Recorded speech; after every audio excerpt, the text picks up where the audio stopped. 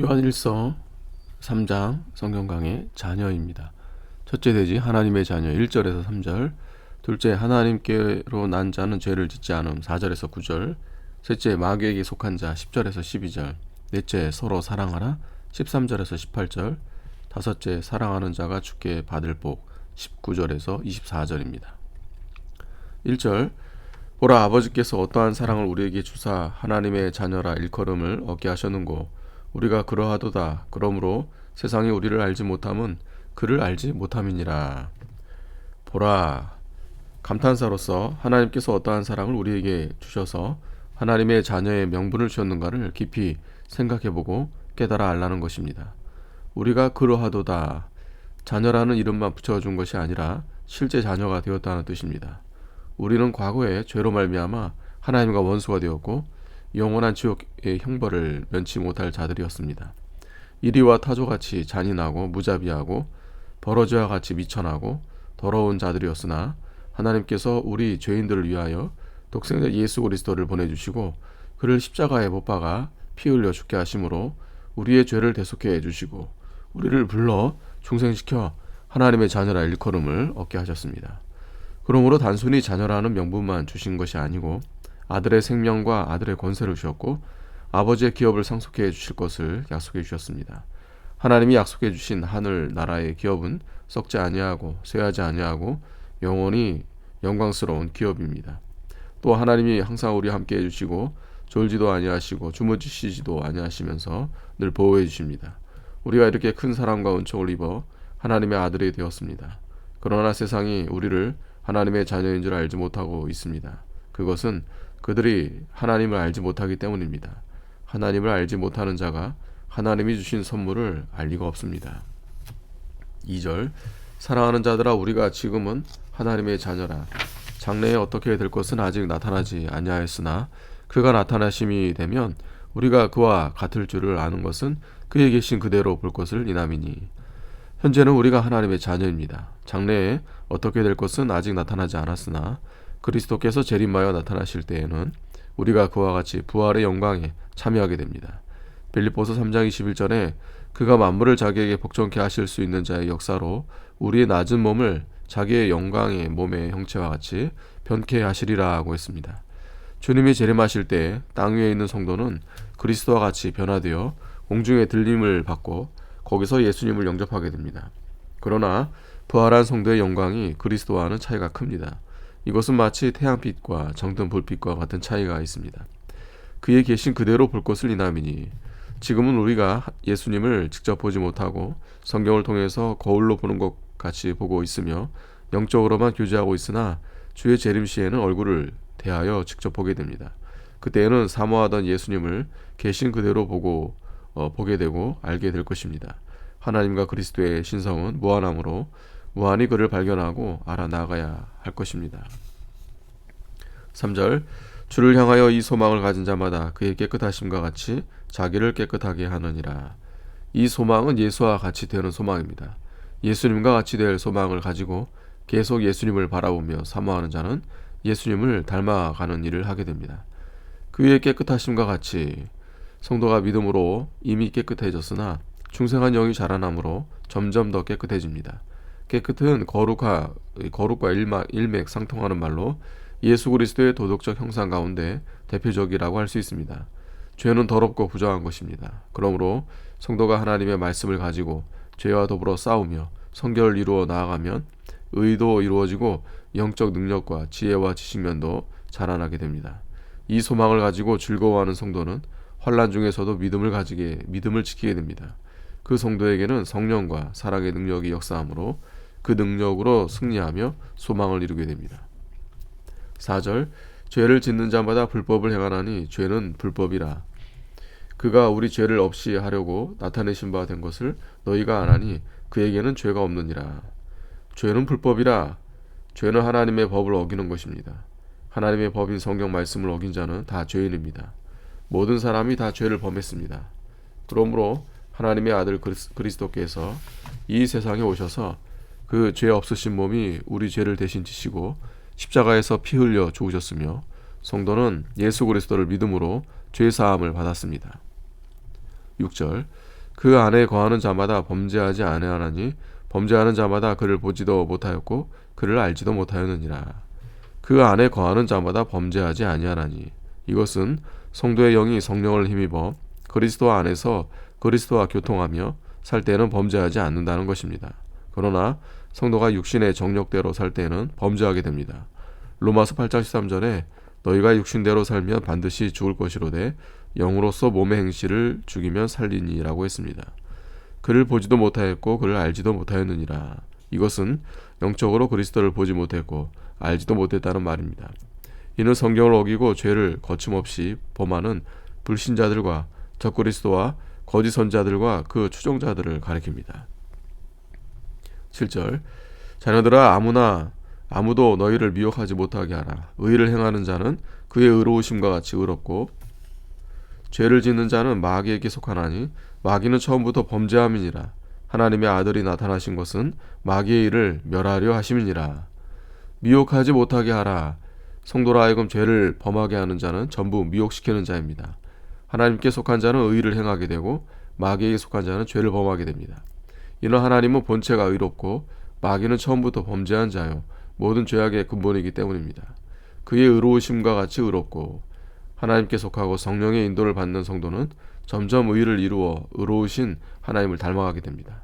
하나님의 아들이 나타나신 것은 성도로 하여금 마귀의 일, 즉 죄를 범하는 일을 멸하고 하나님의 나라를 건설하고 의를 이루어 하나님을 닮아가게 하려는 것입니다. 성도는 죄를 떠나고 의를 행하여 하나님을 닮아가야 하겠습니다. 9절 하나님께로서 난 자마다 죄를 짓지 아니하나니 이는 하나님의 씨가 그 속에 거함이요 저도 범죄치 못하는 것은 하나님께로서 났습니다. 하나님께로서 난 자는 물과 성령으로 거듭난 영을 가리킵니다. 예수께서 니고데모에게 중생의 도리를 가르칠 때 사람이 물과 성령으로 나지 아니하면 하나님 나라에 들어갈 수 없느니라 하고 했습니다. 죄를 짓지 아니하나니 중생한 영은 범죄하지 않는다는 뜻입니다. 왜 범죄하지 않는가? 첫째, 성도의 중생한 영은 말씀과 성령으로 중생했기 때문에 범죄하지 않습니다. 하나님의 씨가 그 속에 거함이요. 하나님의 씨는 하나님의 말씀을 가리킵니다. 베드로전서 1장 23절에 너희가 거듭난 것이 썩어질 씨로 된 것이 아니요 썩지 아니할 씨로 된 것이니 하나님의 살아있고 항상 있는 말씀으로 되었느니라 하고 있습니다. 또 누가복음 8장 11절에는 씨는 하나님의 말씀이라고 했습니다. 성도의 중생한 영은 성령과 하나님의 말씀의 씨로 중생했습니다. 그러므로 중생한 영은 다시 죽지 않고 범죄하지 않습니다. 박윤선 목사는 그리스도 신자의 인격은 성경 말씀대로 보아 두 가지 요소를 가지고 있으니 곧 옛사람과 새사람이다. 새사람은 거듭난 생명이니 그것은 범죄할 가능성도 없습니다. 그러나 신자라도 혹시 불행하게 범죄하게 되는 것은 옛사람의 소행으로 말미암아 일어나는 것이다 라고 했습니다. 하나님께로 났음이라 중생한 영은 하나님께로서 난 새 생명이라는 뜻입니다. 그러므로 그 새 생명은 범죄하지 않습니다. 요한일서 5장 18절에 하나님께로서 난 자마다 범죄치 아니하는 줄을 우리가 아노라. 하나님께로서 나신 자가 저를 지키심에 악한 자가 저를 만지지도 못하느니라 하고 했습니다. 이 말씀에 대하여 성도는 상식적으로 범죄치 않습니다. 가끔 실수하여 범죄할 수도 있다고 이렇게 해석하는 분들도 있습니다. 이 해석은 범죄치 않는다는 뜻으로 볼 수 없습니다. 왜냐하면 실수하여 범한 죄도 범죄로 인정되기 때문입니다. 예를 들면 어떤 사람이 실수하여 간음이나 살인을 하였으면 그 사람이 간음이나 살인죄를 범하지 않았다고 할 수 있겠습니까? 중생한 성도는 절대로 범죄하지 않는다고 주장하는 완전주의자들의 주장도 잘못된 것입니다. 중생한 성도라도 새 사람으로 살 때에는 범죄하지 않으나 옛사람으로 살 때에는 범죄합니다. 둘째, 중생한 영 전체가 다 산영이요 새 생명입니다. 로마서 8장 10절에 또 그리스도께서 너희 안에 계시면 몸은 죄로 인하여 죽은 것이나 영은 의를 인하여 산 것이니라 하고 있습니다. 이것은 성도의 몸은 아직 죄와 사망하에 있으나 성도의 영은 그리스도의 의로 인하여 전체가 살아났다는 것입니다. 로마서 8장 23절에 이뿐 아니라 또한 우리 곧 성령의 처음 익은 열매를 받은 우리까지도 속으로 탄식하여 양자될 것 곧 우리 몸의 구속을 기다리느니라 하고 했습니다. 여기 몸의 구속이란 성도의 영은 살아났으나 몸은 아직 죄 가운데 있기 때문에 성령과 중생한 영이 합력하여 몸을 죄에서 건져내는 것을 뜻합니다. 하나님께서 성도의 영을 중생시킬 때 일부만 살렸을 리가 없습니다. 성도의 영이 만일 일부분만 살고 일부분은 죽어 있다고 하면 성도의 영은 산 것도 아니요 또 죽은 것도 아닙니다. 또 성도의 영을 두 부분으로 나누는 것이 됩니다. 한 사람의 영을 두 부분으로 나눌 수 없습니다. 성도의 영이 일부라도 죽어 있다고 말한 것을 성경 어느 곳에서도 찾아볼 수 없습니다. 에베소서 1장 1절에 너희의 허물과 죄로 죽었던 너희를 살리셨도다 라고 했습니다. 요한복음 5장 24절에도 내가 진실로 진실로 너희에게 이르노니 내 말을 듣고 또 나 보내신 이를 믿는 자는 영생을 얻었고 심판에 이르지 아니하나니 사망에서 생명으로 옮겼느니라고 했습니다. 여기서 성도의 영을 사망에서 생명으로 이미 옮겼다고 했습니다. 에베소서 2장 6절에도 또 함께 일으키사 그리스도 예수 안에서 함께 하늘에 앉히시니라고 했습니다. 여기서는 성도의 영은 벌써 하늘에 올라가 앉았다고 했습니다. 성도의 영이 일부만 살았다고 하면 죽은 부분은 하늘에 앉을 수 없을 것입니다. 만일 성도의 영이 일부분만 하늘에 앉아있고 죽은 부분은 하늘에 들어가지 못했다면 논리적으로도 모순되고 성경에 맞지 않습니다. 요한복음 11장 26절에 무릇 살아서 나를 믿는 자는 영원히 죽지 아니하리니 이것을 내가 믿느냐라고 했습니다. 그러므로 성도의 중생한 영은 영 전체가 다 살아난 것이요 그 영은 영원히 죽지 않는 새 생명입니다. 셋째, 옛사람은 무엇을 가리키는가? 갈라디아서 5장 19절 21절에 육체의 일은 현저하니 곧 음행과 더러운 것과 호색과 우상숭배와 술수와 원수를 맺는 것과 분쟁과 시기와 분냄과 당짓는 것과 불리함과 이단과 투기와 술취함과 방탕함과 또 그와 같은 것들이라. 전에 너희에게 경계한 것 같이 경계하노니 이런 일을 하는 자들은 하나님의 나라를 유업으로 받지 못할 것이요 라고 했습니다. 갈라디아 5장 16절에 내가 이르노니 너희는 성령을 쫓아 행하라. 그리하면 육체의 욕심을 이루지 아니하리라 하고 했습니다. 마가복음 7장 21절에도 속에서 곧 사람의 마음에서 나오는 것은 악한 생각 곧 음란과 도적질과 살인과 간음과 탐욕과 악독과 속임과 음탕과 흘기는 눈과 회방과 교만과 광패니 이 모든 악한 것이 다 속에서 나와서 사람을 더럽게 하느니라 하고 했습니다. 여기 모든 죄가 사람의 마음에서 나온다고 했는데 곧 욕심에서 나온다는 것입니다. 에베소서 4장 22절에 너희는 유혹의 욕심을 따라 썩어져가는 구습을 쫓는 옛사람을 벗어버리고 라고 했습니다. 성경 여러 곳에서 육체의 욕심, 육체의 정욕, 육체의 소욕을 옛사람이라고 했습니다. 그러므로 범죄하는 옛사람은 육체의 욕심이라는 것을 알 수 있습니다. 네 번째, 육체는 무엇을 가리키는가? 육체의 원어는 삭스라고 하는데 성경에 어떻게 사용되었는가를 찾아보는 것이 필요합니다. 마태복음 19장 5절에 그 둘이 한 몸, 골로새서에서 2장 5절 육신으로는 떠나 있으나 히브리서 12장 9절에 육체의 아버지, 요한복음 6장 53절에 인자의 살을 먹지 않고 요한복음 6장 55절에 내 살은 참 양식, 로마서 1장 3절에는 육신으로는 다윗의 자손으로 나셨고 로마서 9장 5절에는 육신으로 하면 그리스도가 저희에게 나셨고 요한복음 1장 14절에 말씀이 육신이 되어 등 모든 성구를 보아 육체는 부패성이 아니고 살이나 몸을 가리키는 것입니다. 그런데 이 육체를 몸이 아니고 부패성이라고 하게 되면 예수님도 부패성이 있다는 결론이 됩니다. 그러므로 육체는 부패성이 아니라 살이나 몸을 가리킨다고 볼 수 있습니다. 따라서 육체의 욕심과 육체가 가지고 있는 악한 성품과 육체의 소욕과 육체의 정욕이 옛사람입니다. 성경에는 성도의 마음이 두 가지로 표현되어 있습니다. 로마서 7장 25절에 우리 주 예수 그리스도로 말미암아 하나님께 감사하리로다. 그런즉 내 자신이 마음으로는 하나님의 법을 육신으로는 죄의 법을 섬기노라 하고 했습니다. 에베소서 5장 19절에 시와 찬미와 신령한 노래들로 서로 화답하며 너희의 마음으로 주께 노래하며 찬송하며 라고 했습니다. 성도에게 악한 마음이 있고 하나님의 법을 즐거워하며 하나님을 찬미하는 마음이 있습니다. 마음 하나인데 중생한 영에게 이용될 때는 선한 마음으로 나타나고 육체의 부패성에게 이용될 때는 악한 마음으로 나타난 것입니다. 성도의 한 인격 안에 새 사람이 있고 또 옛 사람이 있습니다. 성도가 새 사람을 따라 살 때에는 그 마음에서부터 죄를 떠나게 됩니다. 다섯 번째, 중생한 영은 자라납니다.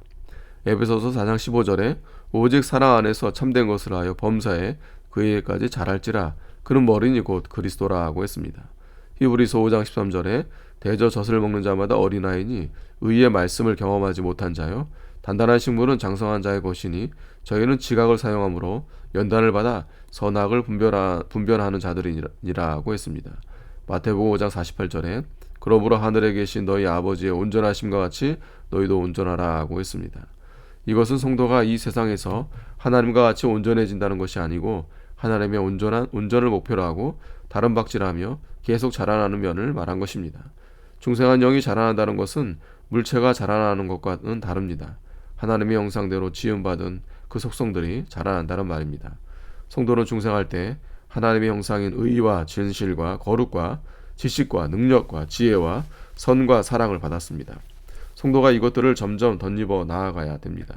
덧입은 것만큼 의와 진실과 거룩과 지식과 지혜와 능력과 선과 사랑이 커집니다. 이러한 영의 속성들이 커지는 것이 영이 자라나는 것입니다. 성도가 이 세상에 사는 날 동안 계속하여 그리스도의 형상을 입어 나아가야 합니다. 그리하여 성도가 죽을 때에는 옛사람을 다 벗어놓고 자라나서 온전히 거룩하게 된 그 영이 하나님 앞에 나아갑니다. 요리문답 37문에 신자가 죽을 때 그 영혼이 완전히 거룩하게 되며 즉시 영광에 들어가고 라고 한 것도 이와 같은 내용과 같다고 볼 수 있습니다. 여섯 번째, 성도가 범죄하는 것을 중생한 영이 책임지는 문제.